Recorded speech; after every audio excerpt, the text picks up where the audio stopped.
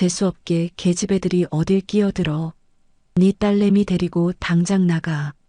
제 명의로 산 30억짜리 아파트 집들이 날 시어머니가 20명의 손님 앞에서 5살짜리 제 딸을 밀치며 소리쳤습니다.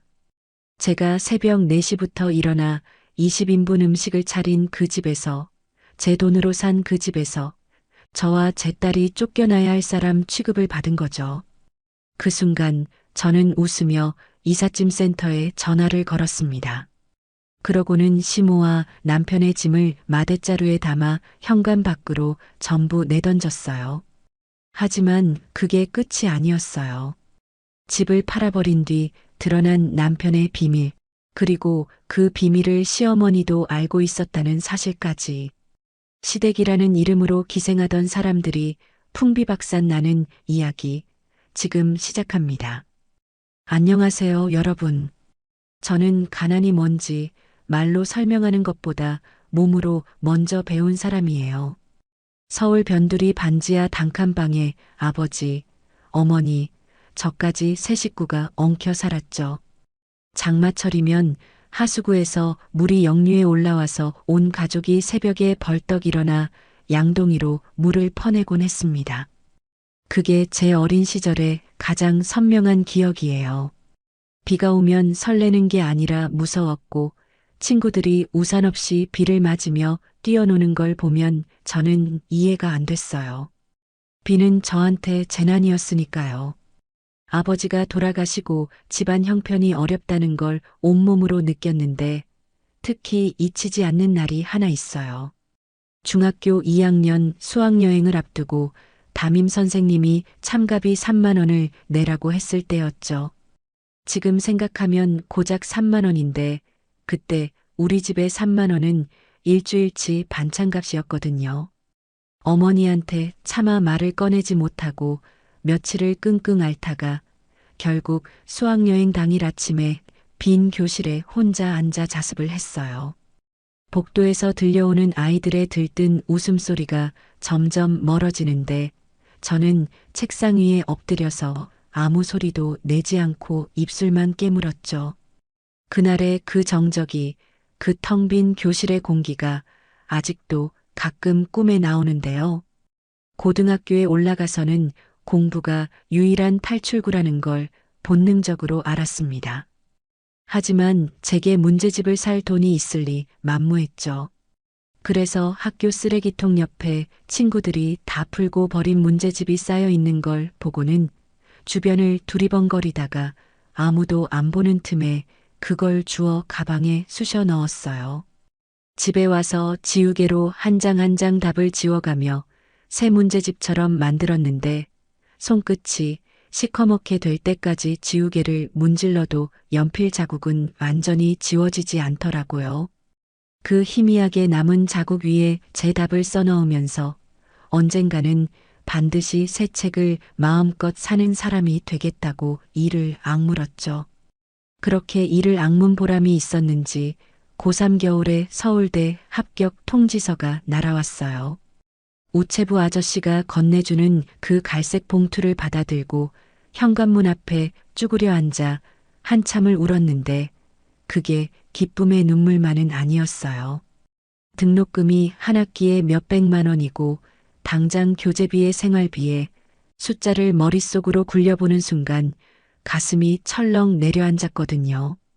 어머니는 합격 소식을 듣고 부엌에서 미역국을 끓이면서 등을 돌린 채 어깨를 들썩이셨는데 저는 그 뒷모습을 보면서 차마 엄마 나 학교 가고 싶어라는 말을 꺼내지 못했어요. 결국 저는 서울대 합격증을 서랍 깊숙이 밀어넣고 입학을 포기했죠. 어머니는 그해 겨울 내내 기침을 하시면서도 병원 한 번 안 가시고 시장에서 생선 비늘을 치셨는데 그 갈라진 손을 볼 때마다 제 선택이 틀리지 않았다고, 아니 틀리면 안 된다고 스스로를 다독였습니다. 20살이 되던 해봄, 저는 노량진 학원가 골목 끝에 있는 허름한 복사가게에서 아르바이트를 시작했어요.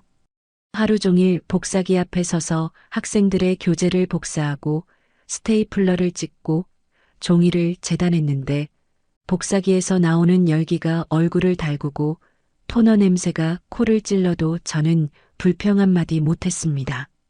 그러다 학원에서 강사 보조를 구한다는 공고를 보고 달려갔는데 면접이랄 것도 없이 그 자리에서 바로 조교로 뽑혔죠. 인기 강사의 판서를 대신 정리하고 교재 원고를 타이핑하고 수강생 출석 체크에 전화 상담까지 할 수 있는 건 뭐든 다 했어요. 그때부터 8년이라는 시간이 정신없이 흘러갔는데 저는 하루에 4시간도 채 못 자면서 버텼습니다. 새벽 2시에 교재 원고를 마감하고 아침 6시에 학원 문을 열고 낮에는 강의 보조를 하고 저녁에는 학생들 질문을 받아주고 밤에는 다시 원고를 쓰는 생활이 돌고 돌았죠. 눈이 충혈되어 빨갛게 부어올라도 허리가 끊어질 듯 아파서 의자에 제대로 앉지 못해도 저는 멈추지 않았어요. 멈추면 다시 그 반지하로 돌아갈 것 같았거든요. 그리고 28, 드디어 강사로 데뷔하는 날.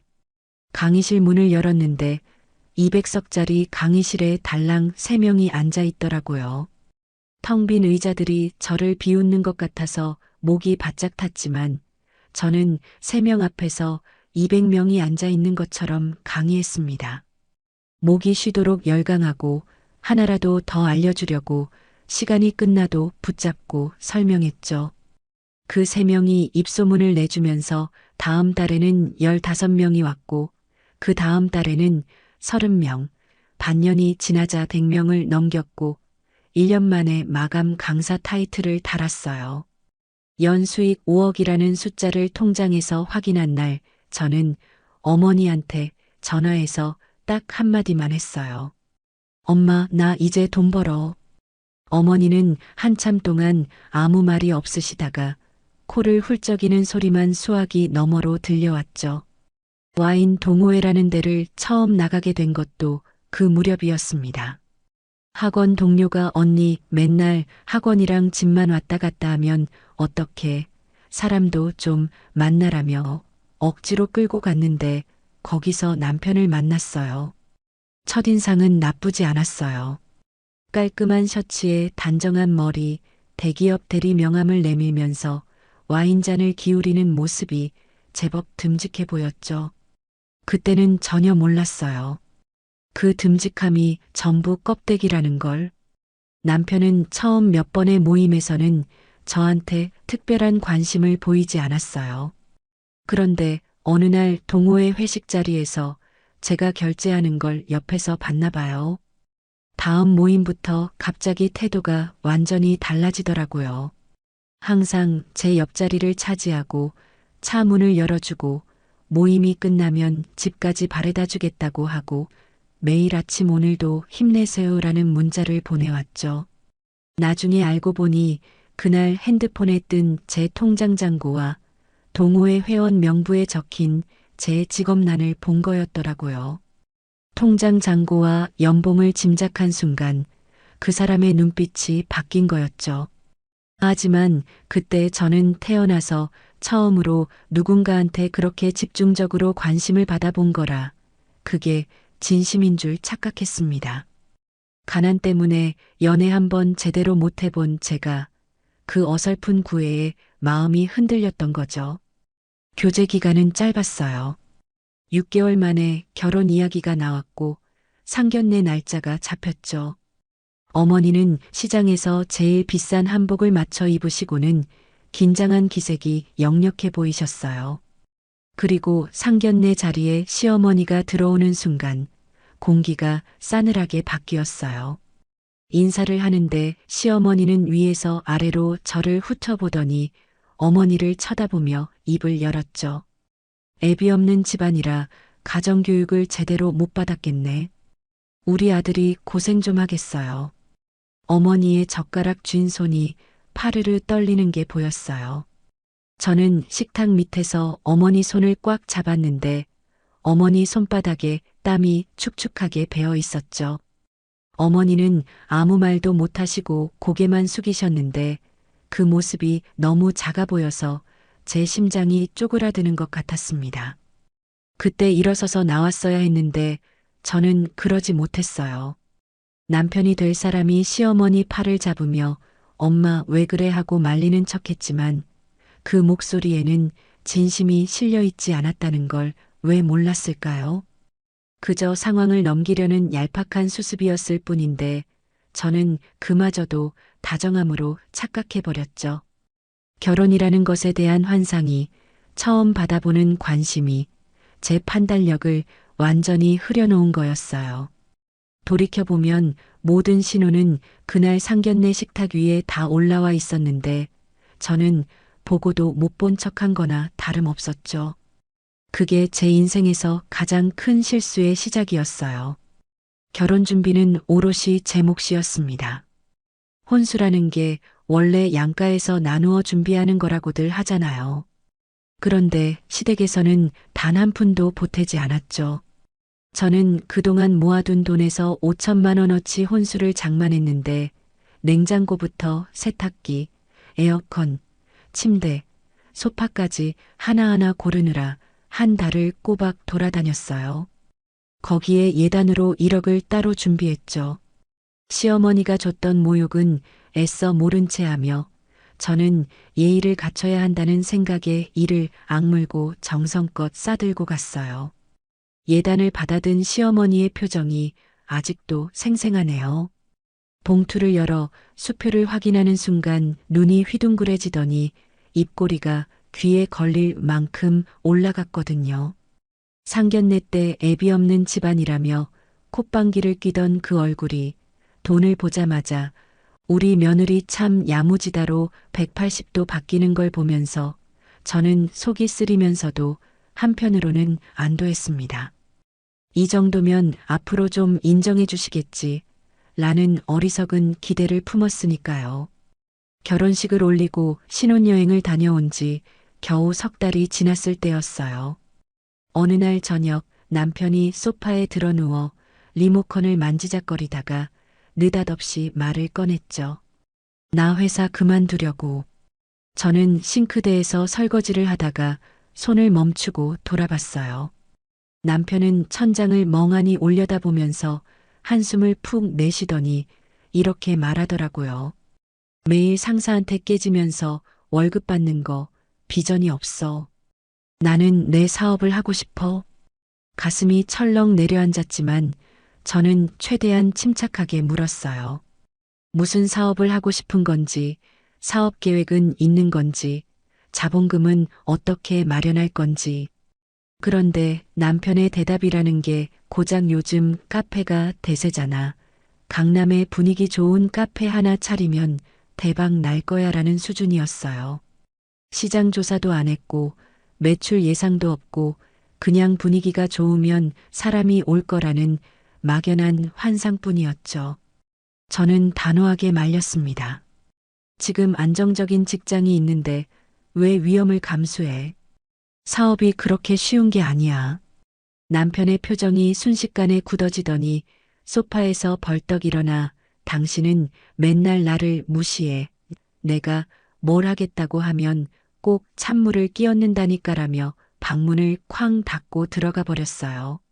저는 그 뒷모습을 보면서 한숨을 삼켰는데 그날 밤 남편이 시어머니한테 전화하는 소리가 방문 너머로 들려왔죠.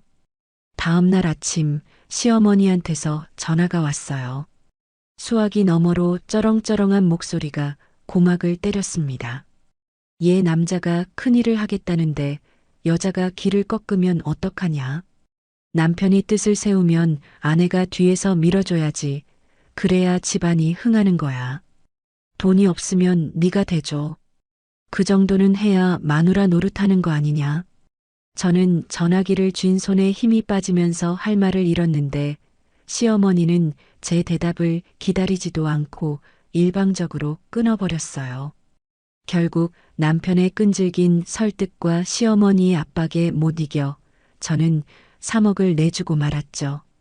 통장에서 3억이라는 숫자가 빠져나가는 순간 손가락 끝이 차갑게 식으면서 뭔가 크게 잘못되고 있다는 직감이 머리끝까지 올라왔어요. 하지만 이미 돈은 나간 뒤였고 저는 그 불안을 억누르면서 제발 잘 되기를 바랄 수밖에 없었죠. 남편은 카페를 오픈하고 처음 하루 이틀은 나름 열심히 하는 것 같았어요.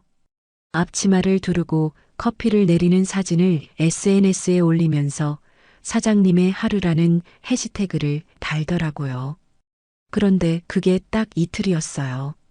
사흘째부터 매장은 알바생이 봐주면 되지라며 카페에 나가지 않기 시작했거든요. 아침에 눈을 뜨면 골프 약속이 잡혀 있고 오후에는 사업상 미팅이라며 나가더니 저녁 늦게 술 냄새를 풍기면서 들어왔죠. 카드 내역을 보면 골프장 그린피, 고급 레스토랑, 명품 매장 결제가 줄줄이 찍혀 있었어요. 저는 새벽부터 학원에 나가 목이 쉬도록 강의하고 있는데 남편은 제 돈으로 차린 카페를 방치한 채 사장 놀이에 취해 있었던 거죠. 결과는 불 보듯 뻔했습니다. 1년도 채 안 돼서 카페 매출이 바닥을 쳤고 월세를 감당하지 못해 결국 폐업 신고를 냈죠. 보증금 날아간 건 물론이고 권리금까지 몽땅 증발해서 남은 건 빚 1억뿐이었어요. 남편은 신용불량자가 됐고 저는 그 소식을 듣고 주저앉아서 한참을 멍하니 벽만 쳐다봤어요. 3억이 허공에 날아간 거잖아요. 제가 잠까지 줄여가며 목이 찢어지도록 강의해서 이를 악물고 한 푼 두 푼 모은 돈이 이 사람의 허세와 게으름에 녹아 없어진 거였으니까요. 그런데 시어머니의 반응이 정말 기가 막혔어요. 보통 아들 사업이 망하면 걱정을 하거나 수습 방법을 찾는 게 부모 아니겠어요. 시어머니는 점집을 다녀왔더라고요. 그리고 우리 집 현관문을 벌컥 열고 들어오더니 눈을 부라리면서 저를 가리켰죠. 용한 보살님이 그러시는데 네 살이 너무 세서 우리 아들 운을 깎아먹는 거란다. 네 기운을 눌러야 우리 아들이 다시 일어선다고 했어. 그러더니 제 옷장을 뒤져 속옷을 꺼내 들고 베란다로 나가 불을 붙이기 시작하는 게 아니겠어요. 기가 막혀 말리려고 하자 남편이 제 팔을 잡는 거예요. 엄마 성격 알잖아. 그냥 좀 하게 내버려둬. 금방 끝나. 연기가 피어오르는 베란다에서 저는 남편의 손을 뿌리치고 소화기를 가지러 뛰었는데 돌아왔을 때 이미 속옷 서너 장이 까맣게 타버린 뒤였어요. 시어머니는 쟤를 보면서 이제 좀 풀리겠다라며 고개를 끄덕이는데 저는 그 광경이 너무 비현실적이어서 꿈인가 싶었어요. 하지만 꿈이 아니었죠. 이게 제 현실이었으니까요. 카페가 망한 뒤에도 남편은 좀처럼 달라지지 않았어요. 아니, 오히려 더 심해졌죠. 아침에 일어나면 거실 소파에 늘어져서 게임을 하고 점심때쯤 일어나 냉장고를 뒤져 먹을 걸 찾고 오후에는 다시 게임을 하다가 저녁에 밥을 시켜 먹고 그러다 새벽에 잠드는 생활을 반복했습니다. 저는 그 사이에 강의로 번 돈으로 생활비를 대고 시댁에 매달 용돈을 보내고 남편이 남긴 빚을 조금씩 갚아 나갔어요. 제 통장에서 돈이 빠져나가는 속도와 남편이 소파에 누워있는 시간이 정비례하는 걸 보면서 이 사람은 남편이 아니라 제가 부양하는 또 한 명의 식구라는 걸 인정하지 않을 수 없었죠. 임신 소식을 알게 된 건 그 즈음이었어요. 입덧이 시작되면서 강의 중에 몇 번이나 화장실로 뛰어가야 했는데 저는 수강생들한테 미안해서 물을 한 모금 마시고 다시 강단에 올라가 아무 일 없다는 듯 웃으면서 강의를 이어갔어요. 학원에서 집까지 오는 지하철 안에서 손잡이를 잡고 서 있으면 속이 울렁울렁 올라오는데 집에 돌아가면 남편은 변함없이 소파에 누워 게임을 하고 있었죠. 병원 검진 날이면 저 혼자 접수하고 혼자 초음파를 보고 혼자 의사 선생님 설명을 듣고 나왔어요. 초음파 화면에 콩알만한 생명이 꿈틀거리는 게 보였을 때 저는 모니터를 보면서 약속했습니다. 이 아이만큼은 저처럼 힘들게 살지 않게 해주겠다고요. 출산은 강의를 준비하다 급하게 진행되었어요. 남편은 전화도 받지 않아 혼자 택시를 타고 병원에 갔네요.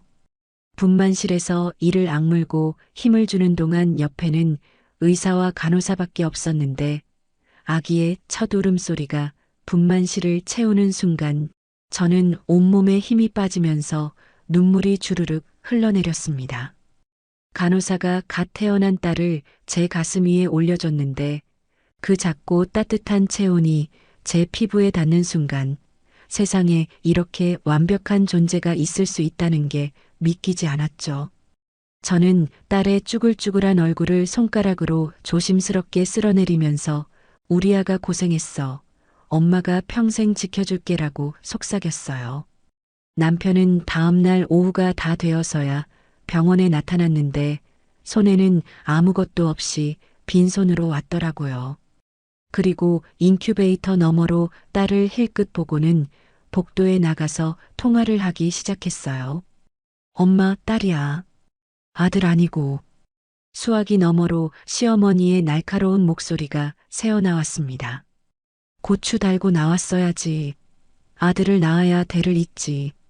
나는 안 갈란다. 볼 것도 없어? 시어머니는 결국 병원에 코빼기도 비추지 않았어요. 축하 전화 한 통도 미역국 한 그릇도 없었죠. 저는 병실 침대에 누워 천장의 형광등 불빛을 바라보면서 입술을 꽉 깨물었습니다. 갓 태어난 제 딸이 무슨 잘못을 했다고 태어나자마자 환영받지 못하는 건지 그 서러움이 온몸을 타고 올라와서 베개에 얼굴을 묻고 소리 없이 울었어요. 그리고 해가 바뀔 때마다 어김없이 반복되는 일이 하나 있었는데 시누이한테서 카톡이 오는 거였어요.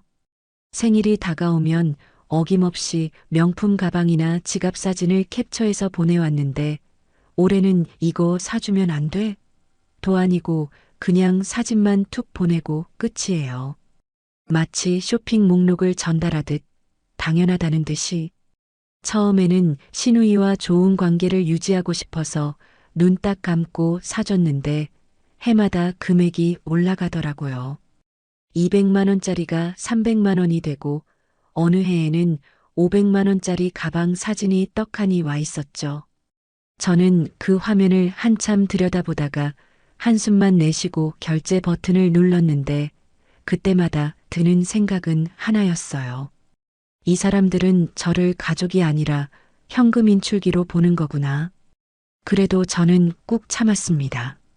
가족이니까, 남편의 가족이니까 내가 조금만 더 참으면 나아지겠지 하는 희망 같은 걸 붙잡고요. 지금 생각하면 그게 희망이 아니라 착각이었다는 걸 알지만 그때는 정말 몰랐어요. 이 사람들의 본색이 아직 바닥을 드러내지 않았다는 걸요. 딸이 4살이 되던 해 저는 드디어 오랫동안 꿈꿔왔던 결정을 내렸어요. 강남의 아파트를 사기로 한 거죠. 10년 넘게 강의하면서 한 푼, 두 푼 모아온 돈의 대출까지 끌어모아서 30억짜리 아파트를 계약했는데 부동산 사무실에서 계약서에 도장을 찍는 순간 얼마나 떨렸는지 모르겠어요. 반지하 단칸방에서 빗물을 퍼내며 엉켜 살던 그 어린 시절의 제가 지금 강남 아파트 계약서에 도장을 찍고 있다는 게 현실이 아닌 것 같았거든요. 부동산 사장님이 축하드립니다 하고 악수를 건네는데 저는 그 손을 잡으면서 코끝이 찡하게 올라오는 걸 간신히 참았어요. 등기부등본에 찍힌 제 이름 석자, 박수진. 그 세 글자가 그날따라 유난히 빛나 보였죠. 당연히 제 명의로 등기를 쳤어요. 남편은 신용불량자라 공동명의 자체가 불가능했거든요. 대출 심사에서도 소득 증빙에서도 이 집에 남편이 기여한 부분은 단 한 줄도 없었죠. 그런데 남편이 등기를 마치고 온 날 저녁에 거실에서 맥주를 마시면서 슬쩍 말을 꺼내더라고요. 엄마한테는 내 명의라고 해놨어. 장남 체면이 있는데 마누라 명의 아파트에 산다고 하면 내가 어떻게 되겠어. 저는 맥주캔을 내려놓으면서 그 남자 얼굴을 한참 쳐다봤어요. 땡전 한 푼 보탠 것 없으면서 체면을 따지는 그 뻔뻔함이 기가 막혔지만 그때도 저는 참았습니다. 시어머니가 알면 또 무슨 난리를 칠지 뻔했으니까 차라리 모르는 게 약이라고 생각했죠. 물론 그 거짓말이 나중에 얼마나 큰 불씨가 될지는 상상도 못했지만요. 입주 전에 인테리어 공사를 시작했는데 저는 업체 사장님과 상의하면서 하나하나 직접 골랐어요. 거실 바닥재부터 주방 타일, 아이방 벽지까지 딸이 뛰어다녀도 안전하고 예쁜 공간을 만들어주고 싶었거든요.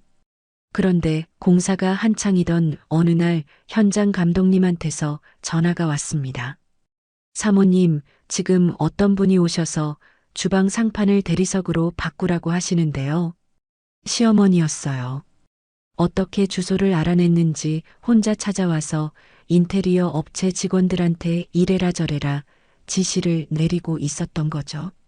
제가 허겁지겁 달려가 보니 시어머니가 공사 현장 한가운데 서서 벽지 샘플을 들고 흔들면서 이런 싸구려 말고 저 꽃무늬로 해 하고 있었는데 저는 속에서 불이 확 올라왔지만 업체 직원들 앞에서 시어머니와 부딪히고 싶지 않아 꾹 눌러 삼키고 어머님, 이건 제가 다 정해놓은 거예요.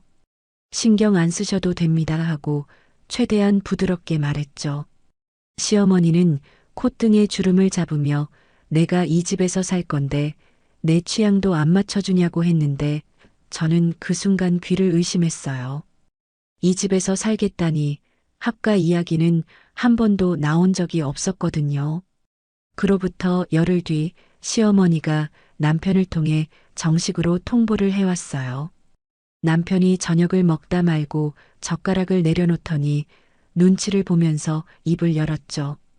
엄마가 이제 나이도 있고 혼자 사시기 힘드시대. 우리 집 들어와서 손녀 봐주면서 사시겠다고. 살던 전셋집은 이미 빼기로 했대. 저는 국을 뜨던 손을 멈추고 남편을 똑바로 봤어요. 이미 전셋집을 뺐다는 건 제 동의를 구할 생각조차 없었다는 뜻이었으니까요. 저는 단호하게 고개를 저었습니다. 안 된다고, 합가는 절대 못한다고.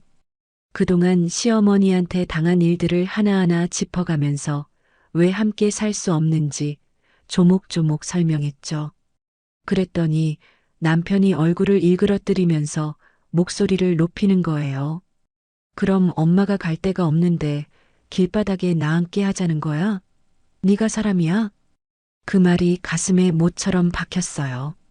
10년 넘게 시댁 용돈을 대고 남편 빚을 갚고 시누이 명품 선물까지 사주면서 이 가족을 위해 해온 게 산더미인데 시어머니 합가를 거부한다는 이유 하나로 페류나 취급을 받아야 하다니요. 저는 밥상 앞에서 주먹을 꽉 쥐고 참았는데 남편은 제 대답을 기다리지도 않고 자기 방으로 들어가 문을 닫아버렸죠. 며칠 뒤 이사 당일날 아침부터 이삿짐 센터 트럭이 오고 짐을 나르고 새 아파트에 하나씩 물건을 들여놓는데 딸이 빈 거실을 이리저리 뛰어다니면서 까르르 웃는 모습을 보니 제 마음도 살짝 풀렸어요. 드디어 우리만의 공간이 생겼다는 안도감에 잠깐이나마 숨을 돌렸죠. 그런데 오후 3시쯤이었나 현관 초인종이 울리길래 문을 열었더니 시어머니가 이삿짐 센터 직원을 대동하고 복도에 서 있는 거예요. 뒤에는 이삿짐 상자가 켜켜이 쌓인 카트가 줄지어 있었고 시어머니는 양손에 보따리를 들고 당연하다는 얼굴로 저를 지나쳐 현관에 발을 들여놓았어요. 저는 너무 황당해서 말이 안 나왔는데 시어머니는 거실을 둘러보더니 이 방은 해가 잘 드네. 여기가 내 방이야 하면서 안방을 가리켰어요. 제가 부부 침실로 쓰려고 침대까지 다 들여놓은 안방을요. 저는 어머님, 안방은 안 됩니다. 작은 방을 드릴 테니 작은 방을 쓰세요 하고 말했지만 시어머니는 제 말을 씹고 안방으로 들어가 커튼을 열어젖히면서 안방은 어른이 쓰는 거야. 너는 건너방 가서 자하고 선언하듯 말했죠. 남편은 그 옆에 서서 아무 말도 안 하더라고요. 저는 남편을 돌아보면서 눈으로 뭐라고 좀 해라고 호소했는데 남편은 시선을 피하면서 이삿짐 상자를 안방으로 나르기 시작했어요. 그 순간 저는 이 집에서 제가 주인이 아니라 세입자가 된 기분이 들었죠. 30억을 들여 제 이름으로 산 집인데 저는 건너방으로 밀려나고 시어머니가 안방 주인이 된 거예요. 주말은 더 지옥이었어요. 토요일 아침이면 시누이가 조카 둘을 데리고 현관문을 열고 들어왔습니다. 초인종도 안 누르고 비밀번호를 찍고 들어오는 건 예산일이었어요. 7살, 5살짜리 조카들이 신발도 안 벗고 거실을 뛰어다니면서 소파 위에서 점프하고 장난감을 바닥에 내동댕이 치고 그야말로 전쟁터가 따로 없었어요. 시누이는 거실에 앉아 핸드폰만 만지면서 아이들을 전혀 제지하지 않았고 시어머니는 아이들이 뛰어노는 게 당연한 거지. 그것도 모르냐 하면서 오히려 저를 나무랐죠. 일요일 저녁이 되어 시누이가 돌아가고 나면 거실은 폭격 맞은 것처럼 엉망이었는데 그걸 치우는 건 당연히 저 혼자였어요. 남편은 방에서 게임을 하고 있었고 시어머니는 안방에서 TV를 보고 있었죠. 저는 무릎을 꿇고 카펫에 엎드려 과자 부스러기를 줍다가 문득 고개를 들어 거실을 둘러봤어요. 30억을 들여 꾸민 이 집이 제가 꿈꿨던 보금자리가 이렇게 되어야 하는 건가 싶어서 손에 쥔걸레를 꽉 움켜쥔 채 한참을 그 자리에 앉아 있었죠. 딸이 자기 방에서 나와 제 옆에 쭈그려 앉더니 작은 손으로 과자 부스러기를 하나 집어 쓰레기통에 넣는 거예요. 엄마, 내가 도와줄게. 그 한마디에 코끝이 시큰해지면서 눈물이 핑 돌았지만 딸 앞에서 우는 모습을 보이고 싶지 않아서 억지로 웃어 보이면서 딸의 머리를 쓰다듬었어요. 우리 딸 고마워. 그렇게 말하면서도 속으로는 이 상황을 언제까지 견뎌야 하는 건지 끝이 보이지 않는 터널 속을 걷는 기분이었어요. 학과를 시작하고 한 달쯤 지났을 때였어요. 어느 날 저녁 강의를 마치고 돌아오니 시어머니가 거실 식탁에 앉아서 전화 통화를 하고 있었는데 제가 들어오는 것도 모르고 신이 나서 떠들고 있더라고요. 그래, 우리 아들이 강남에 30억짜리 아파트를 딱 장만했다니까. 그럼 집들이를 해야지. 이번 주 일요일에 다 와. 교회 권사님들도 불러. 응응, 한 20명 정도? 저는 현관에서 신발을 벗다 말고 그 자리에 얼어붙었어요. 집들이를 한다는 이야기를 저한테는 한마디도 하지 않고 시어머니가 혼자서 사람들을 초대한 거였어요. 통화가 끝나기를 기다렸다가 조심스럽게 말을 꺼냈죠. 어머님, 집들이 이야기는 저한테 먼저 상의를 하셔야죠. 이번 주 일요일은 강의 자료 준비도 있고 갑자기 20명을 맞을 준비가 안 돼요. 시어머니가 TV 리모컨을 탁 내려놓으면서 저를 올려다봤는데 그 눈빛이 마치 하인이 주인한테 말대꾸하는 걸 보는 것 같은 표정이었어요. 내 아들 집에서 내가 사람을 부르겠다는데 네가 무슨 상관이야? 네가 이 집 주인이야? 그 말이 가슴을 후벼 팠지만 저는 이를 악물고 삼켰어요. 이 집 주인이 누군지 등기부등본을 들이밀고 싶은 충동을 꾹 눌렀죠. 하지만 시어머니는 거기서 멈추지 않았어요. 집들이 음식 이야기를 꺼내면서 제 신경을 한 올 한 올 긁기 시작했거든요. 출장 뷔페 같은 건 정성이 없어서 안 돼. 직접 만들어야지. 잡채에 갈비찜, 전 종류별로 다 부치고 잔치국수에 과일까지. 20인분이니까 넉넉하게 해. 저는 입이 떡 벌어졌어요. 평일 내내 강의를 하고 주말에는 교재 원고를 쓰느라 잠도 제대로 못 자는데 20인분 요리를 직접 하라니요. 제가 어머님, 제가 요리까지 다 하기는 현실적으로 힘들어요. 출장 뷔페를 부르면 깔끔하고 좋잖아요 하고 다시 한번 말씀드렸더니 시어머니가 벌컥 화를 내면서 목소리를 높이는 거예요. 출장 뷔페? 남의 집 집들이에 와서 업체 음식 먹으면 그게 뭔 체면이야. 내 얼굴에 먹칠하겠다는 거지? 며느리가 손수 차려야 정성이고 예의지. 남편은 그 옆에서 귤을 까먹으면서 엄마 말대로 해. 귀찮게 왜 자꾸 부딪혀 하고 한마디 던지고는 방으로 들어가 버렸어요.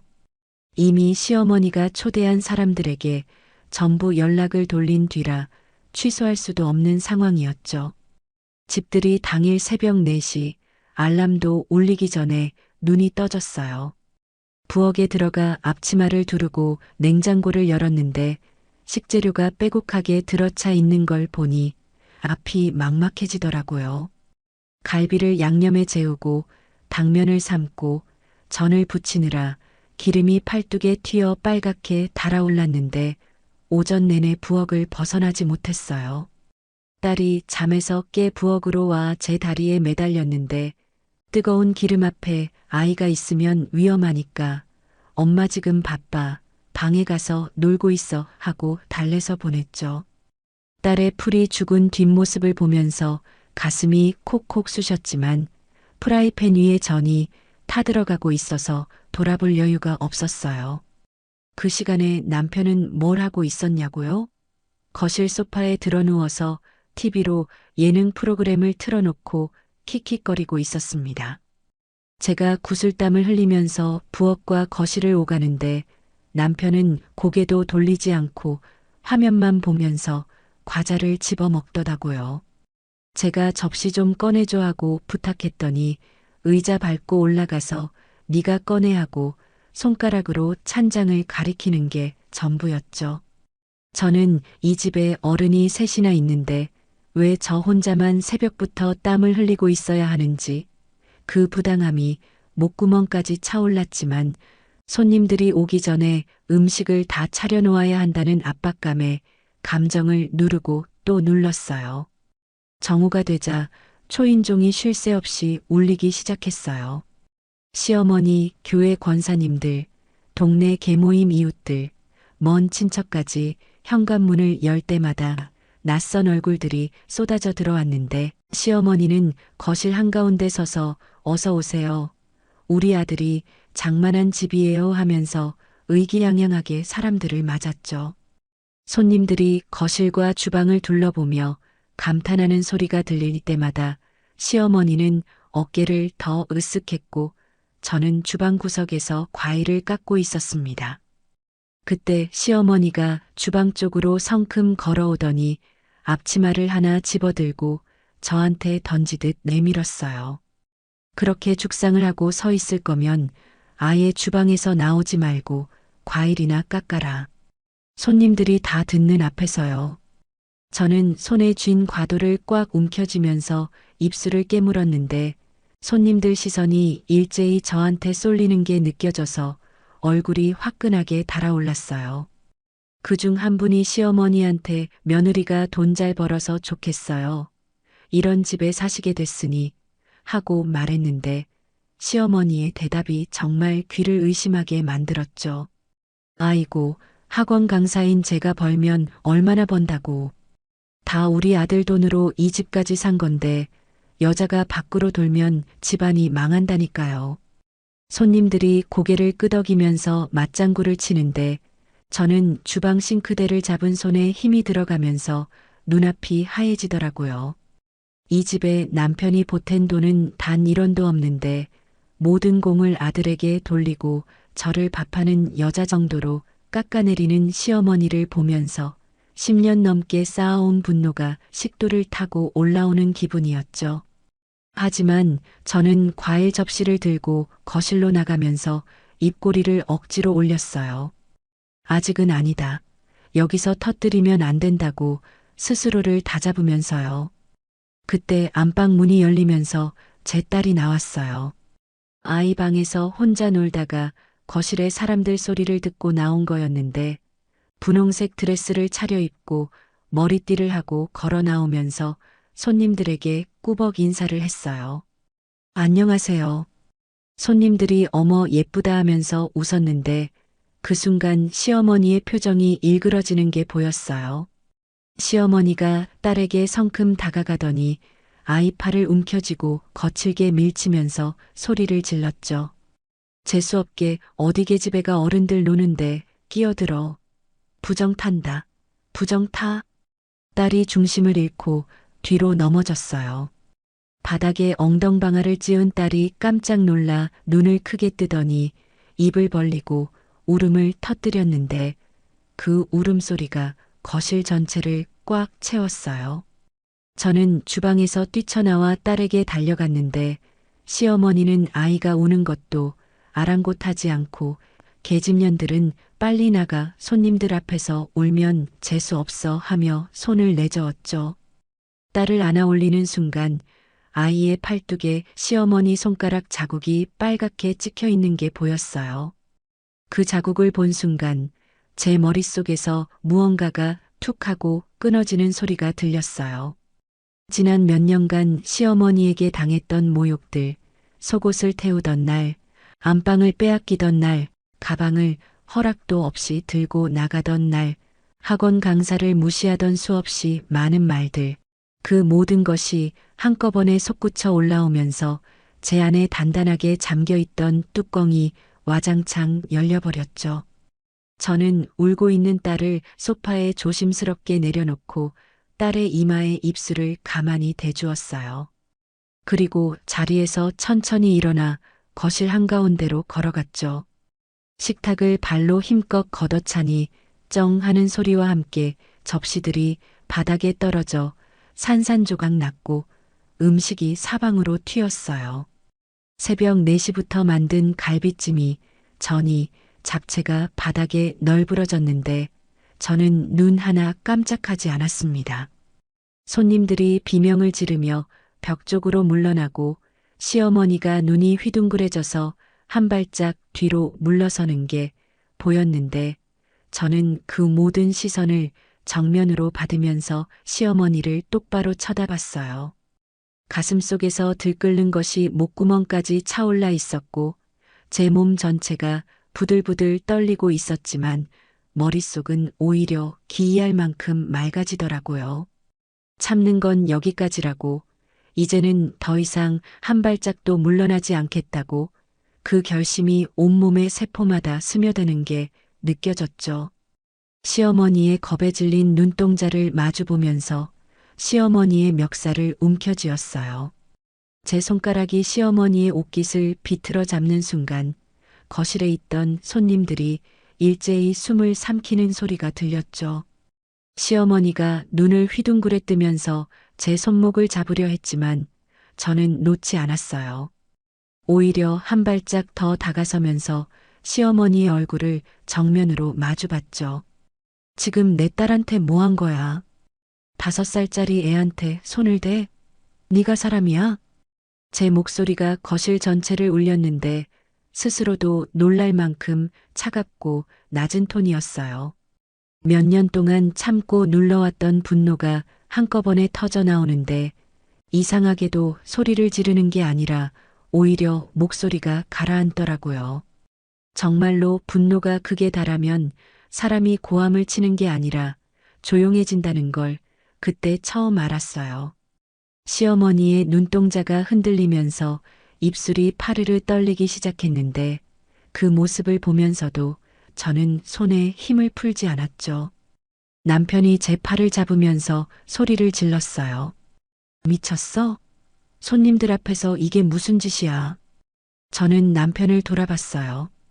그리고 왼손을 빼내 남편의 뺨을 잇는 힘껏 때렸죠. 찰싹하는 소리가 거실에 쨍하게 울리면서 남편의 고개가 옆으로 돌아갔습니다. 남편이 뺨을 감싸 쥐고 멍한 얼굴로 저를 바라봤는데 저는 그 눈을 똑바로 쏘아보면서 말했어요. 네 딸이 맞았는데 네가 지금 나한테 할 소리가 그거야? 손님 체면? 네 딸이 바닥에 넘어져서 울고 있는데 네 눈에는 손님들밖에 안 보여? 남편이 입을 벌렸다 닫았다 하면서 아무 말도 못했어요. 시어머니가 멱살을 잡힌 채로 인연이 시어미한테 손을 대 하고 악을 쓰기 시작했는데 저는 시어머니를 밀어 소파에 앉히고 돌아서서 핸드폰을 꺼냈어요. 손가락이 떨렸지만 머릿속은 놀라울 정도로 차분하게 돌아가고 있었거든요. 이사할 때마다 이용했던 프리미엄 이삿짐 센터 김 팀장님 번호를 눌렀죠. 신호가 2번 울리고 전화가 연결되자 저는 떨리는 숨을 한번 고르고 말했습니다. 팀장님, 저 박수진이에요. 지금 당장 우리 집으로 와주셔야 해요. 인원 2배로 불러주시고 사다리차 2대 보내주세요. 비용은 3배 드릴 테니까 지금 바로요. 김 팀장님이 지금요? 무슨 일이세요? 하고 당황한 목소리로 물었는데 저는 짧게 대답했어요. 짐 빼야 해요. 전부 다. 빨리 와주세요. 전화를 끊고 돌아서니 손님들이 현관 쪽으로 슬금슬금 빠져나가고 있었어요. 교회 권사님들이 서로 눈치를 보면서 가방을 챙기고 친척들이 신발을 더듬거리며 찾고 아까까지 시어머니 옆에서 맞장구를 치던 사람들이 눈도 마주치지 않으려고 고개를 숙인 채 문 밖으로 사라졌죠. 시어머니가 소파에서 벌떡 일어나면서 저를 가리키며 악을 썼어요. 너 이년아, 감히 시어미한테 이런 짓을 해? 내 아들 집에서 날 쫓아내겠다고? 두고 봐. 내가 가만 안 있어. 저는 거실 서랍장을 열어 파일 하나를 꺼냈어요. 입주할 때 정리해둔 등기권리증이었죠. 시어머니 눈앞에 그 서류를 펼쳐 들이밀면서 또박또박 말했어요. 여기 봐. 이 집 내 명의야. 박수진. 당신 아들 이름은 어디에도 없어. 이 집에 당신 아들이 보탠 돈은 땡전 한 푼도 없다고. 당신이 그렇게 자랑하던 아들은 신용불량자라 은행 대출도 못 받아. 이 집은 내가 새벽잠을 포기하고 목이 찢어지도록 강의에서 번 돈으로 산 집이야. 시어머니의 얼굴이 시뻘겋게 달아올랐다가 금세 하얗게 질리는 게 보였어요. 입을 벌렸지만 말이 나오지 않는지 입술만 달싹거리고 있었는데 남편이 옆에서 수진아, 일단 좀 진정해.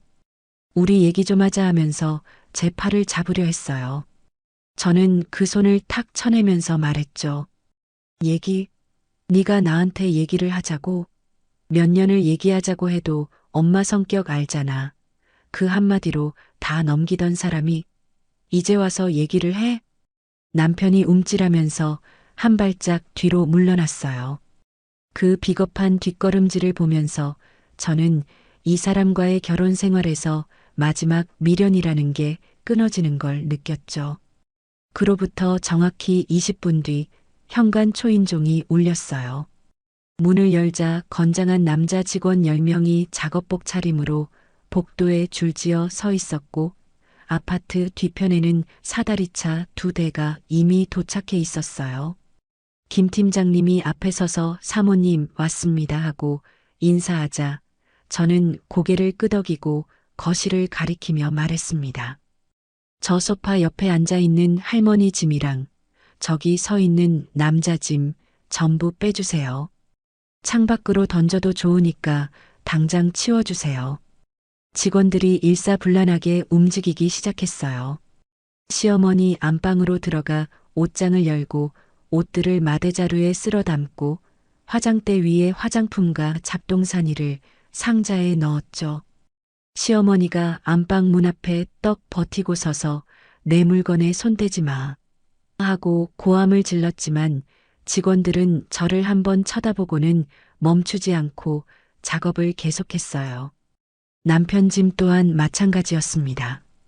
게임기, 골프채, 옷까지, 신발까지 남편의 물건이라는 물건은 전부 마대자루와 상자에 담겨 현관 밖 복도로 쌓여나갔죠. 남편이 골프채 가방을 붙잡으며 야, 이거 200만 원짜리야 하고 소리를 질렀는데 저는 차갑게 한마디 던졌어요. 그 200만 원도 내 돈으로 산 거잖아.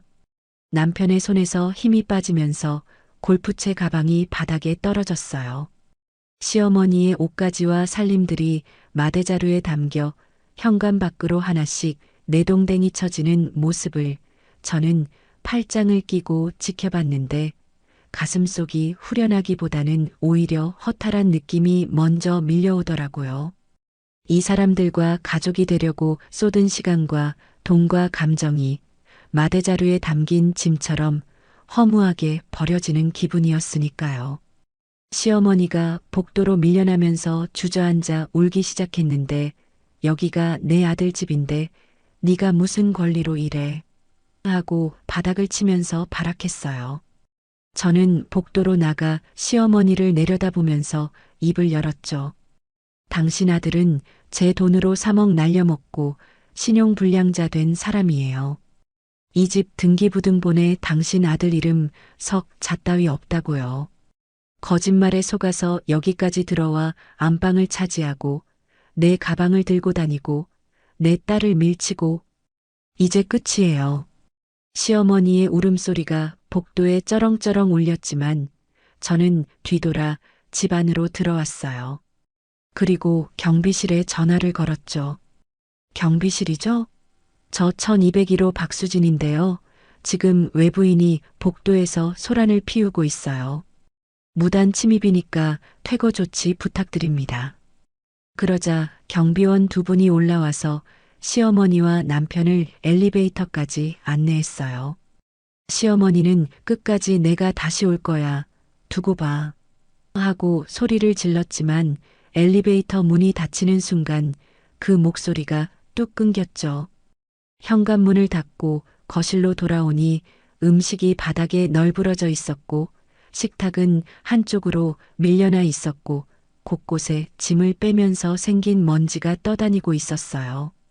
엉망진창인 거실 한가운데 서서 주위를 둘러보는데 소파 위에 딸이 쿠션을 끌어안고 웅크리고 있는 게 보였죠. 눈물 자국이 양볼에 말라붙어 있었고 눈이 빨갛게 충혈되어 있었는데 저를 올려다보면서 작은 목소리로 말했어요. 엄마, 할머니 갔어? 그 한마디에 가슴이 무너지는 것 같았습니다. 딸에게 다가가 무릎을 꿇고 아이를 품에 안았는데 딸의 작은 몸이 아직도 미세하게 떨리고 있는 게 느껴졌어요. 딸의 등을 토닥토닥 두드리면서 속삭였죠. 응, 갔어. 이제 괜찮아. 엄마가 있으니까 아무도 우리 딸 못 건드려. 딸이 제 목을 양팔로 꼭 감싸 안았는데 그 작은 손의 힘이 생각보다 세서 저는 목이 꽉 조여오는 느낌이 들었어요. 딸의 머리카락에 얼굴을 묻으면서 저는 소리 없이 입술을 깨물었는데 눈물이 한 방울, 두 방울 딸의 머리카락 위로 떨어지는 걸 막을 수가 없었어요. 하지만 이건 슬픔의 눈물이 아니었어요. 이제 더 이상 참지 않아도 된다는 해방감과 지켜야 할 것을 지켰다는 안도감이 뒤섞인 눈물이었죠. 딸의 팔뚝에 남아있는 시어머니의 손가락 자국을 손끝으로 가만히 쓸어내리면서 저는 다짐했어요. 이 아이한테 다시는 이런 일을 겪게 하지 않겠다고, 이 집에서 딸과 둘이 당당하게 살아가겠다고, 그리고 이 결혼이라는 족쇄를 완전히 끊어내겠다고요. 거실 창 너머로 해가 기울면서 노을이 번지고 있었는데 그 붉은 빛이 엉망이 된 거실 바닥 위에 비스듬히 내려앉아 있었어요. 저는 딸을 안은 채로 그 노을을 한참 바라봤죠. 끝난 게 아니라 이제 시작이라는 걸 알고 있었거든요. 진짜 전쟁은 지금부터였어요. 시어머니와 남편을 내쫓은 다음 날 저는 새벽같이 일어나 변호사 사무실에 전화를 걸었습니다. 학원 동료가 예전에 소개해준 이혼 전문 변호사였는데 상담 예약을 잡고 딸을 어린이집에 맡긴 뒤 곧장 사무실로 향했죠. 변호사 사무실 문을 열고 들어가 자리에 앉자마자 저는 단도직입적으로 말했어요. 이혼 소송하려고 왔어요. 최대한 빨리 진행해 주세요. 변호사가 안경 너머로 저를 한번 바라보더니 수첩을 펼치면서 결혼 생활에 대해 하나씩 물어보기 시작했는데 저는 준비해간 자료들을 테이블 위에 쭉 펼쳤어요. 남편의 카페 사업 실패 내역, 신용불량 기록, 시어머니의 무단 합가 정황, 딸을 밀친 당일 찍어둔 아이 팔뚝 사진, 그리고 시어머니가 사람들 앞에서 저를 모욕하는 장면을 손님 중 한 분이 핸드폰으로 찍어둔 영상까지. 변호사가 자료를 하나씩 넘기면서 표정이 점점 굳어지더니 안경을 벗고 저를 바라보면서 말했죠. 충분합니다. 유책 배우자 입증에 어려움이 없겠어요. 그 한마디를 듣는 순간 가슴 한구석에 꽉 막혀 있던 것이 조금 풀리는 느낌이었어요. 변호사와 소송 전략을 짜고 사무실을 나오면서 저는 핸드폰을 꺼내 시어머니와 남편 번호를 차단해 버렸습니다. 몇 년을 그 번호에서 오는 전화와 문자에 시달리면서 살았는데 차단 하나로 이렇게 조용해질 수 있다는 게 실감이 나지 않았죠. 시어머니와 남편은 쫓겨난 뒤 갈 곳이 없어서 처음에는 근처 찜질방을 전전했다더라고요. 나중에 남편 카드 내역을 확인하다가 알게 된 건데 찜질방에서 이틀을 보내고는 역 근처 허름한 모텔로 옮겨 달방 생활을 시작했더라고요. 남편이 차단된 번호로 수십 통의 전화를 시도한 흔적이 통화 기록에 남아 있었고 학원 사무실로도 연락을 했는지 직원이 사모님 남편분이 전화하셨는데요 하고 쪽지를 전해줬어요. 저는 그 쪽지를 구겨 쓰레기통에 넣으면서 고개를 저었죠. 일주일쯤 지났을 때 남편이 아파트 로비에 나타났어요. 경비원한테 제지당에 올라오지는 못하고 로비 소파에 앉아 기다리고 있었는데 제가 딸과 손잡고 현관을 지나가자 후다닥 뛰어와 제 앞에 무릎을 꿇었어요. 두 손을 싹싹 비비면서 입을 열었죠. 수진아, 내가 잘못했어. 다시는 안 그럴게. 엄마한테도 단단히 말해놓을 테니까 한 번만 봐줘. 제발. 눈가에 눈물까지 글썽이면서 애원하는 모습이 처량하기 짝이 없었는데 저는 남편의 눈을 내려다보면서 아무런 감정도 느끼지 못했어요. 예전 같으면 마음이 흔들렸을지도 모르지만 딸의 팔뚝에 찍혀 있던 그 빨간 손가락 자국이 떠오르는 순간 가슴이 돌처럼 단단해지더라고요. 저는 남편의 손을 뿌리치고 딸의 손을 꼭 잡은 채 엘리베이터로 걸어가면서 딱 한마디만 했어요. 변호사한테 연락해. 소송 준비를 본격적으로 시작하면서 변호사가 남편의 재산과 채무 관계를 조사하기 시작했는데 거기서 이상한 게 발견됐어요.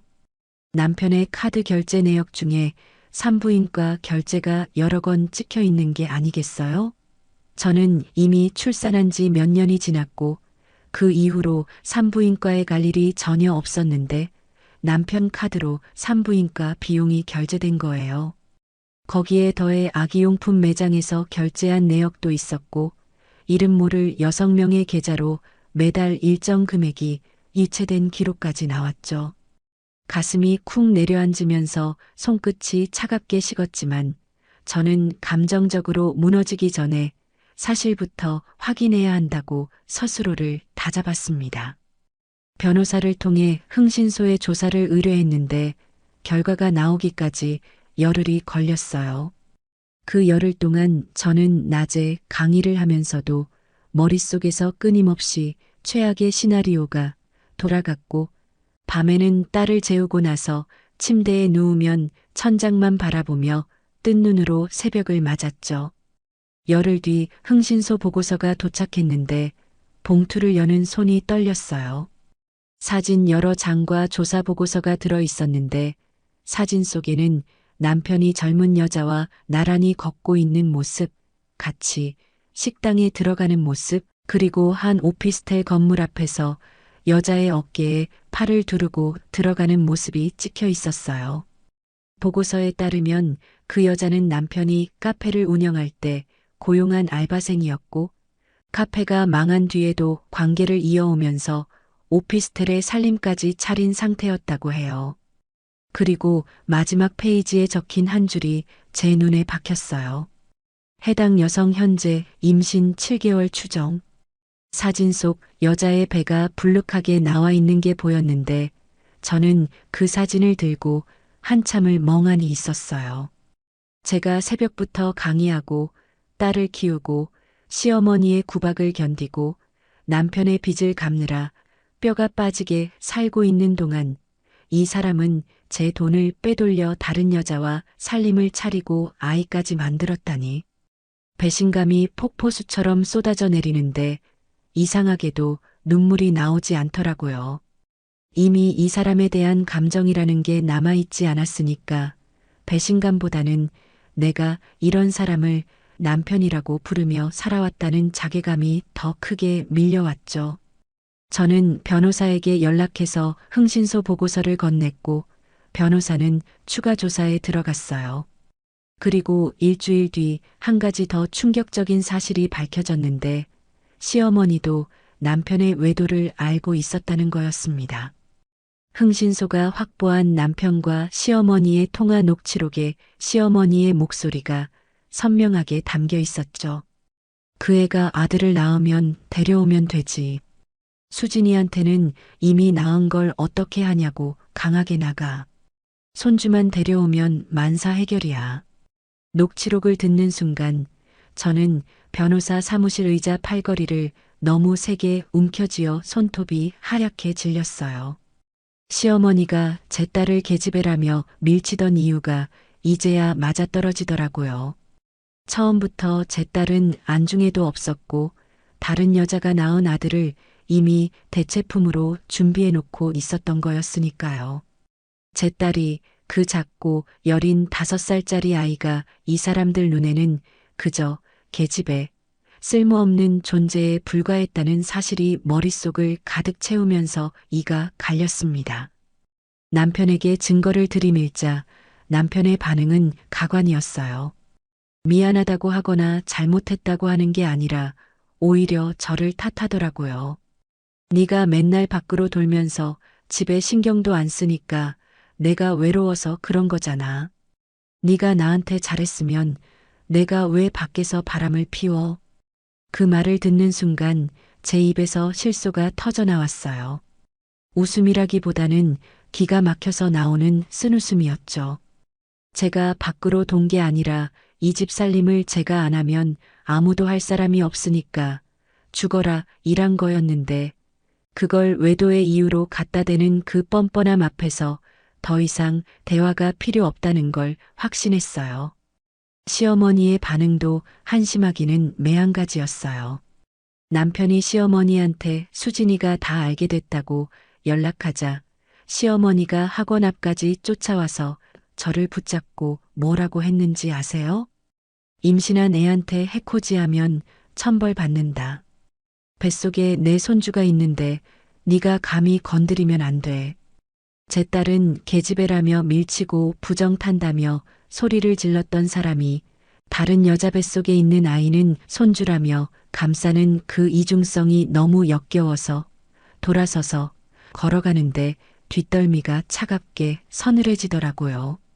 저는 발걸음을 멈추지 않고 학원 안으로 들어가면서 뒤도 돌아보지 않았어요. 그날 밤 딸을 재우고 아이방 불을 끄는데 딸이 이불 속에서 저를 올려다보면서 물었어요. 엄마, 아빠는 언제 와? 그 한마디에 가슴이 찢어지는 것 같았습니다. 아빠가 왜 갑자기 사라졌는지, 왜 엄마가 매일 밤 불을 끄고 나서 거실에서 한참을 멍하니 앉아 있는지 5살짜리 아이가 알 리 없었죠. 저는 딸의 이마를 쓸어내리면서 웃어 보이려 했는데 입꼬리가 올라가지 않았고 결국 딸을 꼭 안으면서 엄마가 있잖아. 엄마가 아빠 목까지 다 해줄게 하고 속삭였어요. 딸이 제 품에서 스르르 잠이 들었는데 아이의 규칙적인 숨소리를 들으면서 저는 다짐했죠. 이 아이만큼은 절대로 상처받지 않게 지키겠다고. 다음 날 아침 저는 변호사에게 접근 금지 가처분 신청을 부탁했어요. 남편과 시어머니가 아파트 근처에, 학원 근처에, 어린이집 근처에 얼씬도 못하도록 법으로 벽을 세워달라고요. 변호사가 서류를 준비하는 동안 저는 학원에 출근해 강의를 했는데 그날 수업이 끝나고 강의실을 나오는데 복도에서 수강생 2명이 수군거리는 소리가 들렸어요. 박수진 강사, 이혼한다면서 남편이 바람피웠대. 학원가에 소문이 돈 거였어요. 어떤 경로로 새어나갔는지 모르겠지만 이혼녀 강사라는 꼬리표가 붙기 시작하면서 다음 달 수강 등록이 눈에 띄게 줄어버렸습니다. 제가 수년간 쌓아올린 커리어에 금이 가고 있는데 저는 강의실 문을 닫고 빈 의자들을 바라보면서 주먹을 꽉 쥐었어요. 한때 3명으로 시작해서 일타 강사까지 올라온 사람인데 이 정도에 무너질 저는 아니라고 스스로에게 말하면서 다시 강단에 올라갔죠. 포기라는 단어는 제 사전에 없었으니까요. 수강생이 줄어든 강의실을 보면서 저는 이틀 밤을 꼬박 고민했어요. 소문을 무시하고 묵묵히 강의만 할 것인지 아니면 정면으로 돌파할 것인지. 제 성격을 아는 분들은 이미 답을 짐작하셨을 거예요. 저는 도망치는 쪽을 택한 적이 한 번도 없었거든요. 쓰레기통에서 문제집을 주워 공부하던 그때도 수강생 3명 앞에서 강의하던 그때도 저는 늘 정면으로 부딪혔으니까요. 다음 강의 시간 저는 강단에 올라가 마이크를 잡았어요. 교재를 펼치는 대신 학생들을 한번 쭉 둘러보고 나서 천천히 입을 열었죠. 오늘 수업 시작하기 전에 한 가지만 말씀드릴게요. 아마 소문으로 들으신 분도 계실 텐데 저 지금 이혼 소송 중이에요. 남편이 외도를 했고 시어머니의 가정 내 폭력이 있었어요. 숨기거나 변명하고 싶지 않아서 직접 말씀드립니다. 강의실이 조용해졌어요. 학생들이 숨소리도 내지 않고 저를 바라보고 있었는데 저는 마이크를 쥔 손에 힘을 주면서 이어갔죠. 제가 여러분 앞에 서 있는 이유는 하나예요. 강의를 잘하는 것. 제 사생활이 제 강의의 질을 떨어뜨리지는 않을 겁니다. 여러분이 저를 선택하신 이유도 그거잖아요. 이혼녀 강사라는 꼬리표가 불편하신 분은 환불해 드릴게요. 하지만 남아주시는 분들께는 지금까지보다 더 좋은 강의를 약속드립니다. 몇 초간 정적이 흐르고 맨 뒷줄에서 누군가 박수를 치기 시작했어요. 1명, 2명, 점점 퍼지더니 강의실 전체가 박수 소리로 가득 찼죠. 어떤 학생은 강사님 힘내세요 하고 소리쳤고 어떤 학생은 자리에서 일어나 엄지를 치켜 세웠어요. 저는 눈시울이 뜨거워지는 걸 느끼면서 고개를 숙여 마이크에 대고 감사합니다 한마디를 겨우 내뱉었는데 목소리가 갈라져 나오는 바람에 학생들이 웃으면서 다시 박수를 쳐줬어요. 그 박수 소리가 제 등을 떠밀어주는 것 같아서 저는 코끝을 훌쩍이고 나서 교재를 펼치며 아무 일 없었다는 듯 강의를 시작했죠. 그날 이후 일이 놀랍게 돌아갔어요. 제 고백이 SNS에 퍼지면서 솔직한 강사, 당당한 싱글맘이라는 반응이 쏟아졌고 오히려 수강생이 전보다 늘기 시작했거든요. 저를 응원하는 댓글이 수백 개씩 달렸는데 그 중에는 비슷한 상황을 겪은 분들의 사연도 있었어요.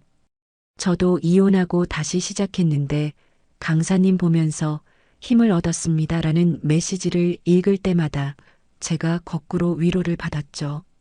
강의실 쪽 전선을 안정시킨 뒤 저는 본격적으로 법적 응징에 들어갔어요. 가장 먼저 상간녀를 상대로 위자료 청구 소송을 걸었는데 변호사가 소장을 상간녀 본인 주소집뿐 아니라 상간녀 부모님 댁으로도 등기 발송했어요. 소장을 받아든 상간녀 부모가 난리가 났다는 소식이 나중에 전해졌는데 아버지가 딸을 불러다 앉혀놓고 유부남하고 이게 무슨 짓이냐며 호통을 쳤다더라고요. 상간녀는 남편에게 울면서 전화를 해서 당신 때문에 내 인생이 망가졌다고 따졌다는데 저는 그 이야기를 전해 듣고도 단 한 톨의 동정심이 생기지 않았어요. 남의 남편인 줄 알면서 살림을 차린 건 그 여자의 선택이었으니까요. 그리고 두 번째 폭탄이 터졌어요. 변호사가 남편의 금융거래 내역을 추적하던 중에 제 명의로 된 대출 신청건이 하나 발견된 거예요. 저는 그런 대출을 신청한 적이 없었거든요. 확인해 보니 남편이 제 신분증 사본과 인감을 몰래 가져가 제 명의로 대출을 받으려고 시도한 거였어요. 다행히 은행 심사 과정에서 본인 확인 절차가 걸려서 실행되지는 않았지만 시도한 것만으로도 사문서 위조에 해당했죠. 저는 즉시 경찰서에 가서 사문서 위조로 형사 고소장을 접수했어요. 고소장을 쓰는 동안 손끝이 떨리긴 했지만 펜을 놓지 않았어요. 이 사람에게 더 이상 온정을 베풀 이유가 없었으니까요. 남편이 궁지에 몰리기 시작하자 시어머니가 또 나섰어요. 이번에는 우리 아파트 앞에서 1인 시위를 하겠다며 피켓까지 만들어 들고 나타났는데 며느리가 시어미를 내쫓았다. 인륜을 저버린 패륜녀라는 문구를 매직으로 휘갈겨 쓴 종이를 목에 걸고 전문 앞에 서 있었어요. 경비원이 연락해 와서 CCTV로 확인하니 시어머니가 정문 앞 인도의 접이식 의자를 펴놓고 앉아서 지나가는 입주민들한테 우리 며느리가 어쩌고저쩌고 하며 하소연을 늘어놓고 있더라고요. 입주민 몇 분이 처음에는 가던 길을 멈추고 구경했지만 시어머니의 이야기를 듣다가 고개를 절레절레 흔들면서 미친 노인네 아니야? 하고 수군거리며 가버렸대요. 결국 경비원과 관리사무소에서 퇴거 요청을 하자 시어머니는 의자를 접으면서 내가 다시 올 거야 하고 소리쳤지만 그 뒤로는 다시 나타나지 않았어요. 아마 동네 사람들의 싸늘한 시선이 생각보다 따갑게 느껴졌나 보죠. 한편 남편 쪽에서는 더 가관인 일이 벌어졌어요. 남편이 상간녀에게 아내랑 이혼하고 재산 분할받아서 올게. 30억짜리 아파트 반은 내 거니까 걱정하지 말라고 큰 소리를 쳐왔던 모양인데 그게 전부 거짓말이었다는 게 들통난 거예요. 상간녀가 남편의 말만 믿고 출산 준비를 하고 있었는데 아파트가 온전히 제 명의이고 남편에게 재산 분할 받을 것이 사실상 없다는 걸 알게 된 거죠. 상간녀가 남편에게 따지자 남편은 말을 바꾸면서 얼버무렸고 결국 상간녀가 사기꾼이라며 남편을 내쫓았다는 소식이 흥신소를 통해 들어왔어요. 자업자득이라는 말이 이보다 더 정확하게 들어맞는 경우가 있을까 싶었죠. 변호사가 남편의 빚 문제도 추가로 파헤쳤는데 남편이 제 명의 카드를 몰래 발급받아 쓴 내역이 줄줄이 나왔어요. 저는 그 카드를 신청한 적이 없었고 사용한 적도 없었죠. 변호사가 은행과 카드사에 자료를 요청해 본인 서명이 위조되었음을 입증했고 저는 명예 도용에 대한 추가 고소까지 진행하면서 해당 채무에 대한 변제 의무를 완전히 벗어났어요. 제 이름으로 생긴 빚이 하나하나 제 어깨에서 벗겨지는 과정을 보면서 이 사람과의 인연이라는 것이 얼마나 독이 되어 있었는지를 처음부터 끝까지 실감했죠. 재판은 생각보다 빨리 진행됐어요. 남편은 사문서 위조와 사기 혐의로 기소되었는데 법정에서 남편을 마주한 순간 저는 가슴이 서늘해지면서도 한편으로는 담담했어요.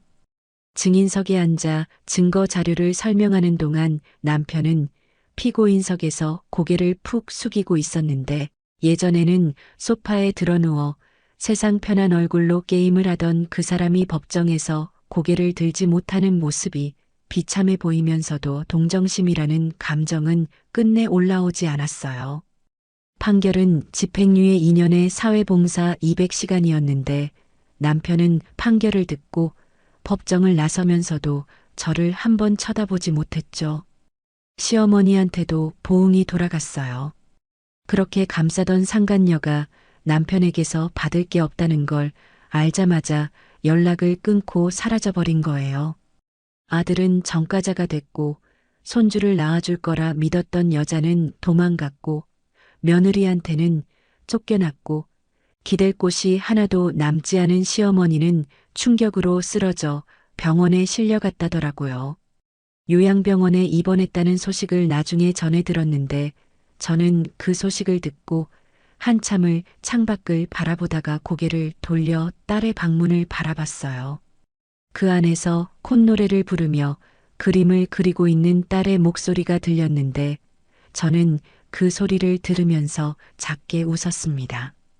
시어머니에 대한 미움보다 딸이 평화롭게 노래를 부르는 이 순간이 제게는 100배, 1000배 소중했으니까요.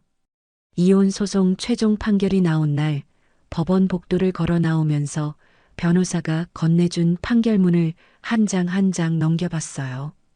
양육권과 친권 모두 제가 가져왔고 남편에게는 월 200만 원의 양육비 지급 판결이 내려졌어요. 물론 전과자의 신용불량자인 남편이 그 돈을 매달 꼬박꼬박 보내줄 리 없다는 걸 저도 알고 있었지만 그건 법적으로 압박하기 위한 장치였고 실질적으로 제 딸은 제가 먹이고 입히고 키울 거였죠. 법원 건물을 나선 저는 어린이집에서 딸을 데리고 나와 택시를 탔어요. 딸이 창밖을 구경하면서 엄마 오늘 어디가? 하고 물었는데 저는 딸의 머리카락을 쓸어넘기면서 오늘은 엄마랑 파티할 거야 하고 대답했죠. 딸이 눈을 동그랗게 뜨면서 파티? 진짜?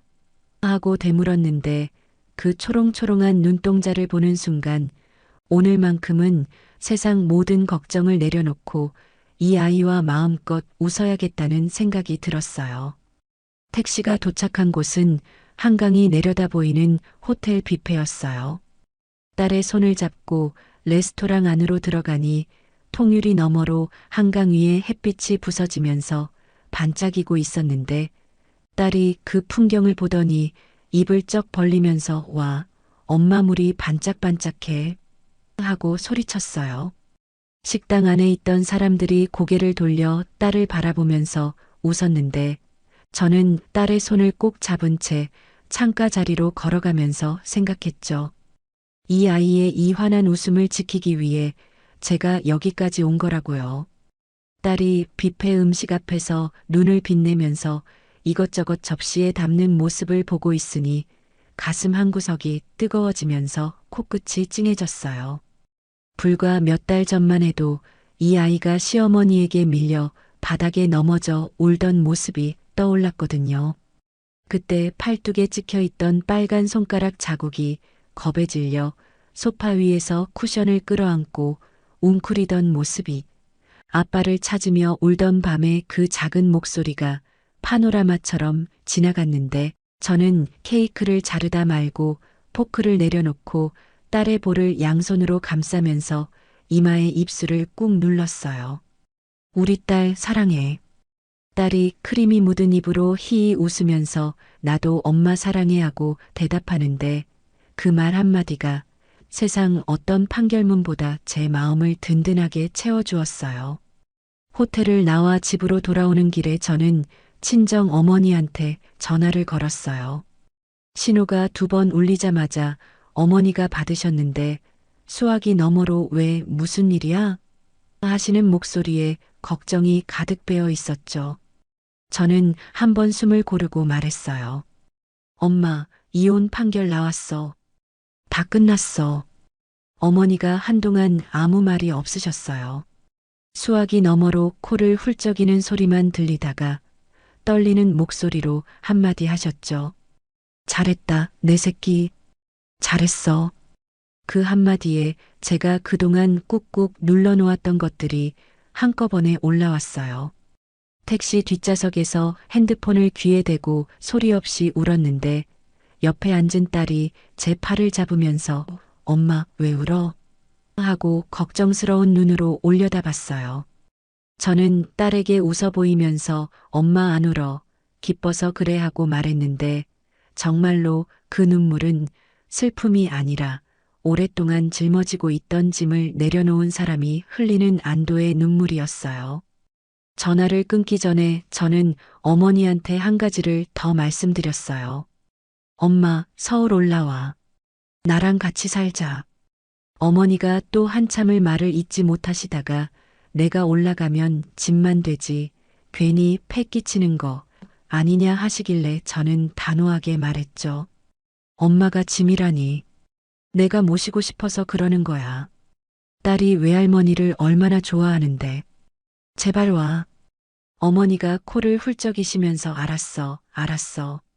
내 딸이 오라는데 안 가면 섭섭하지 하고 웃으셨는데 그 웃음 뒤에 섞인 울음기를 저는 놓치지 않았어요.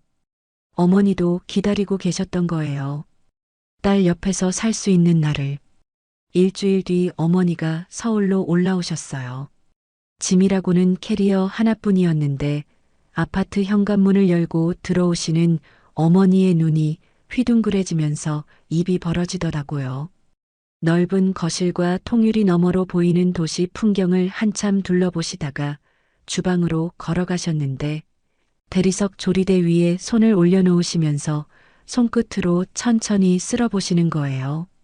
시장에서 생선 비늘을 치시느라 갈라지고 거칠어진 그 손이 매끈한 대리석 위를 움직이는 모습을 보면서 저는 현관에 서서 그 뒷모습을 바라봤어요. 어머니가 돌아서시면서 눈시울을 붉히며 말씀하셨죠. 내 딸 덕분에 이런 호강을 다한다. 저는 어머니한테 다가가 두 팔로 안으면서 엄마 지금까지 고생만 했으니까 이제 나한테 기대하고 말했는데 어머니의 어깨가 제 품 안에서 들썩이는 게 느껴졌어요. 어머니가 우시는 거였죠. 소리를 죽이고 우시는데 그 울음에는 수십 년간 쌓여온 고단함과 미안함과 안도가 전부 녹아 있는 것 같았어요. 어머니의 등을 천천히 토닥이면서 저도 모르게 눈물이 뺨을 타고 흘러내리더라고요. 딸이 자기 방에서 뛰어나와 외할머니 하고 소리치면서 어머니 다리에 매달렸는데 어머니가 눈물을 닦으면서 딸을 번쩍 안아 올리셨어요. 딸이 어머니 볼에 뽀뽀를 하면서 할머니 이제 안 가지? 하고 물었고 어머니가 안 가 할머니 이제 여기서 우리 공주님이랑 같이 살 거야 하고 대답하시니 딸이 두 팔을 들어 만세를 부르면서 야호 하고 환호했어요. 그 모습을 보면서 저는 이 집에 처음으로 진짜 가족의 온기가 채워지는 걸 느꼈죠. 어머니가 오시고 나서 집안 분위기가 완전히 달라졌어요. 어머니는 매일 아침 일찍 일어나 부엌에서 아침을 차리셨는데 그 냄새가 집안 가득 퍼지면 딸이 잠에서 깨 부엌으로 달려가 어머니 옆에 서서 조잘조잘 이야기를 했어요. 어머니는 딸에게 반찬 하나하나를 설명해 주시면서 이건 시금치나물이야. 뼈 튼튼해지는 거야 하고 가르쳐 주셨고 딸은 할머니 이것도 알려줘. 저것도 알려줘 하면서 어머니 곁을 떠나지 않았어요. 시어머니가 이 집에 있을 때는 딸이 거실에 나오는 것조차 눈치를 봤었는데 외할머니가 오고 나서는 집 안 어디든 뛰어다니면서 까르르 웃는 모습이 하루가 다르게 밝아지더라고요. 아빠의 빈자리를 느끼지 못하는 것 같았어요. 아니, 어쩌면 빈자리가 아니라 처음부터 채워진 적이 없었던 자리였는지도 모르죠. 그 자리를 외할머니의 사랑이 가득 메워주고 있었으니까요.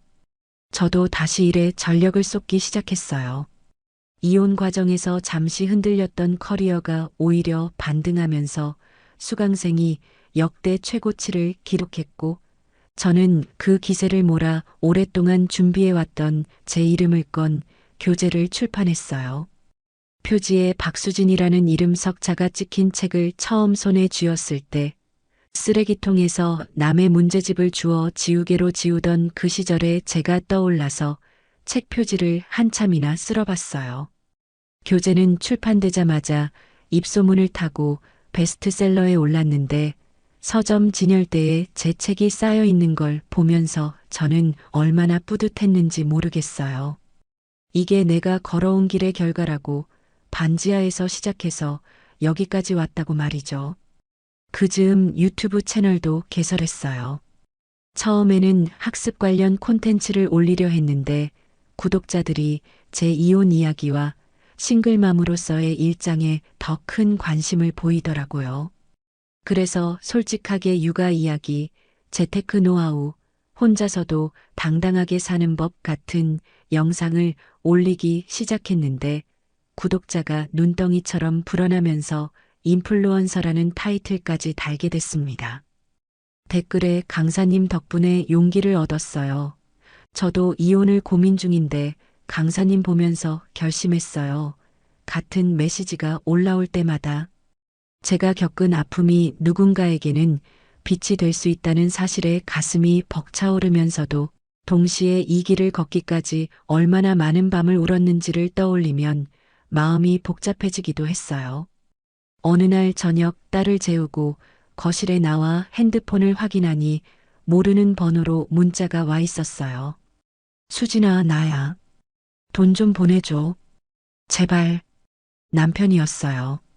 아니, 전 남편이었죠. 나중에 알게 된 건데 상간녀에게도 차이고 전과 기록까지 생긴 뒤로 제대로 된 직장을 구하지 못해 공사판을 전전하고 있다더라고요. 저는 그 문자를 읽고 아무런 감정의 파동도 느끼지 못했어요. 예전 같으면 안쓰러운 마음에 조금이라도 보냈을지 모르지만 이제 그 사람은 제 삶에서 완전히 지워진 이름이었으니까요. 저는 문자를 읽고도 답장하지 않았어요. 익십이라는 게 이렇게 시원할 수 있다는 걸 그때 처음 알았죠. 그리고 바로 번호를 변경했어요. 아주 깔끔하게 끊어내고 싶었으니까요. 계절이 바뀌고 또 바뀌어 딸이 초등학교에 입학하는 날. 아침 일찍 딸에게 새 교복을 입히고 머리를 묶어주는데 딸이 거울 앞에서 이리저리 돌아보면서 엄마 나 예뻐? 하고 물었어요. 저는 딸의 어깨를 잡고 거울 속 아이를 바라보면서 세상에서 제일 예뻐하고 대답했는데 거울 속에서 어머니가 뒤에서 걸어오시는 게 보였어요. 어머니도 아침부터 말끔하게 차려입으시고 손에는 딸이 좋아하는 김밥을 도시락으로 싸들고 계셨죠.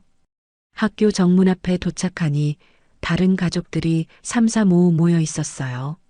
아빠, 엄마가 양쪽에서 아이 손을 잡고 있는 모습, 할아버지, 할머니까지 온 가족이 총출동한 집, 카메라를 들고 사진을 찍느라 분주한 부모들. 저는 한순간 딸의 왼쪽 손이 비어 있다는 게 눈에 들어왔는데 어머니가 아무 말 없이 다가와 딸의 왼손을 잡아주셨어요. 저는 오른손을, 어머니는 왼손을.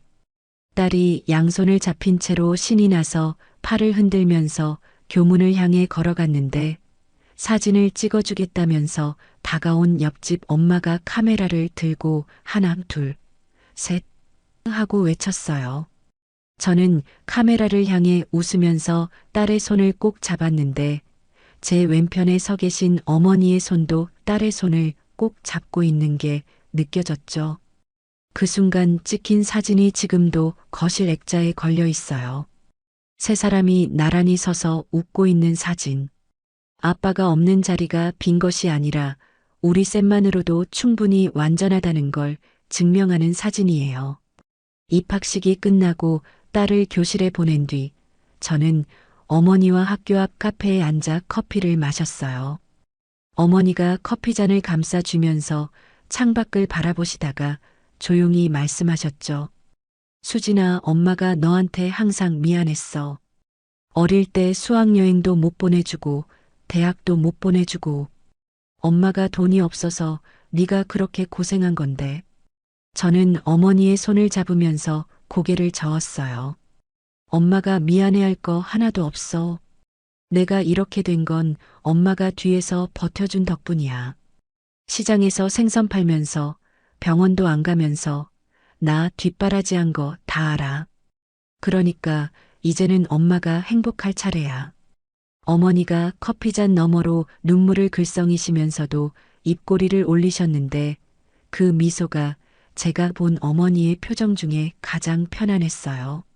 시장 좌판 위에서 칼을 쥐고 있던 그 거친 손이 지금은 따뜻한 커피잔을 감싸고 있다는 게 저한테는 세상 어떤 성공보다 값진 장면이었죠.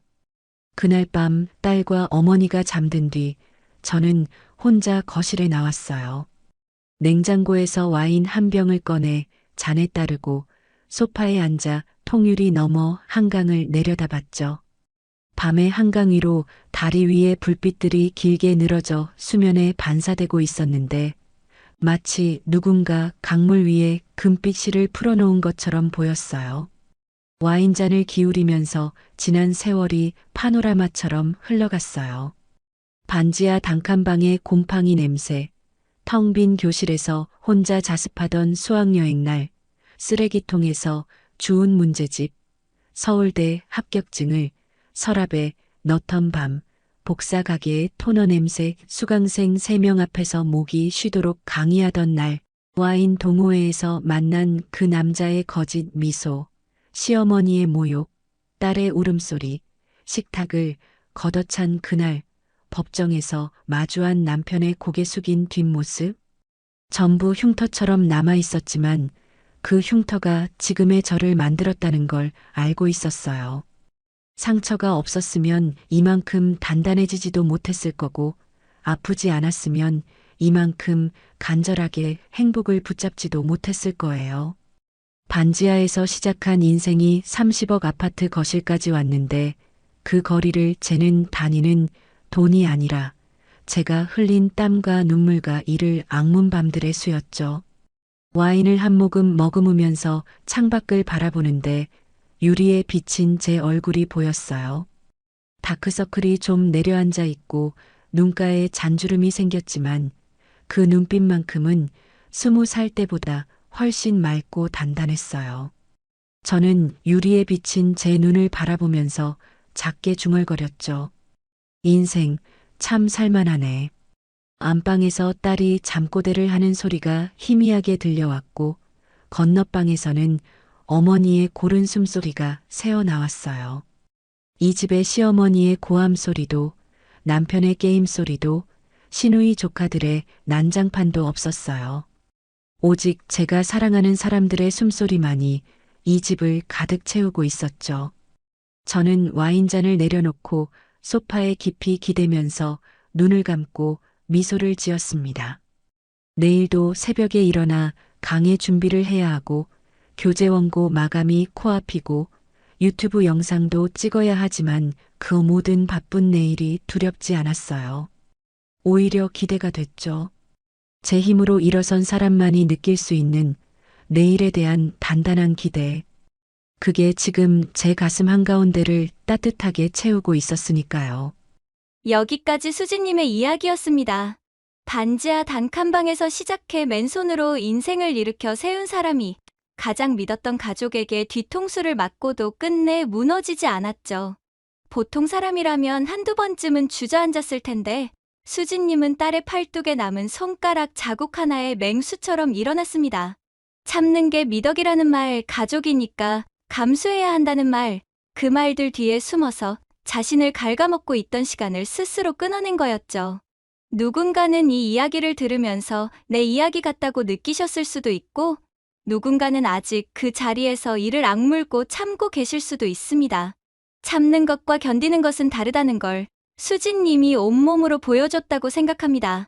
견디는 건 내일을 위해 힘을 모으는 거지만 참기만 하는 건 결국 자기 자신을 잃어버리는 거니까요. 지금 힘든 시간을 보내고 계신 분이 있다면 수진님처럼 당신도 충분히 다시 일어설 수 있다는 걸 기억해 주셨으면 합니다. 수진님께 응원의 댓글을 남겨주세요. 큰 위로가 돼줄 거예요. 오늘도 끝까지 함께 해주셔서 감사합니다.